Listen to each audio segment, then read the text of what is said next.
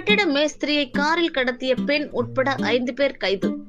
வேலூர் மாவட்டம் கொடியாத்தம் அடுத்த தட்டாங்குட்டை பகுதியைச் சேர்ந்தவர் சங்கர், வயது 34, மேஸ்திரி வேலை செய்து வருகின்றார்.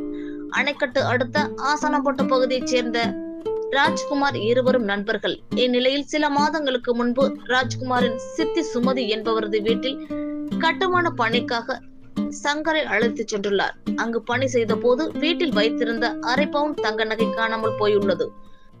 விசாரணை செய்ததில் மேஸ்திரி சங்கர் எடுத்தது தெரிய வந்தது. இதையடுத்து வேப்பங்குளம் போலீசில் சுமதி புகார் அளித்தார். அவரை அழைத்து விசாரணை செய்ததில் நகையை வைத்து பணத்தை செலவு செய்து விட்டேன், அதற்கு உண்டான பணத்தை 3 மாத காலத்திற்குள் கொடுத்து விடுவதாக வேப்பங்குப்பம் போலீசில் தெரிவித்துவிட்டு வந்துள்ளார். இந்நிலையில் 3 மாதங்கள் கடந்த நிலையில் அவர் பணத்தை கொடுக்காமல் காலம் தாழ்த்தி வந்துள்ளார். 1 மாத காலமாக தலைமறைவாக இருந்து வந்த அவர் இதை அடுத்து அவர் ஊருக்கு வந்துள்ளதாக ராஜ்குமாருக்கு தகவல் கிடைத்துள்ளது. இதையடுத்து சுமதி மற்றும் ராஜ்குமார் ஆகிய இருவரும் காரை எடுத்துக்கொண்டு சங்கர் வீட்டிற்கு சென்றுள்ளனர்.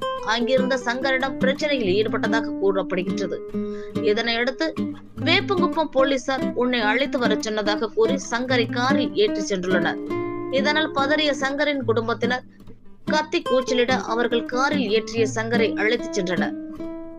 இதனையடுத்து ஒடுக்குத்தூர் பகுதியில் சங்கரை இறக்கிவிட்டுள்ளனர்.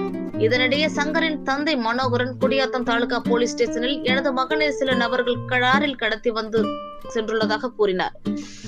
அதன் பேரில் போலீசார் வழக்கு பதிவு செய்து விசாரணை மேற்கொண்டனர். அதில் ராஜ்குமார் மற்றும் அவருடைய சித்தி சுமதி ஆகியோரை கைது செய்தனர். மேலும் கடத்தலுக்கு உடந்தையாக இருந்த குடியாத்தம் பகுதியைச் சேர்ந்த ரமேஷ், அஜித்குமார், விஜயகுமார் ஆகிய 5 பேரையும் குடியாத்தம் தாலுகா போலீசார் கைது செய்து விசாரணை மேற்கொண்டு வருகின்றனர்.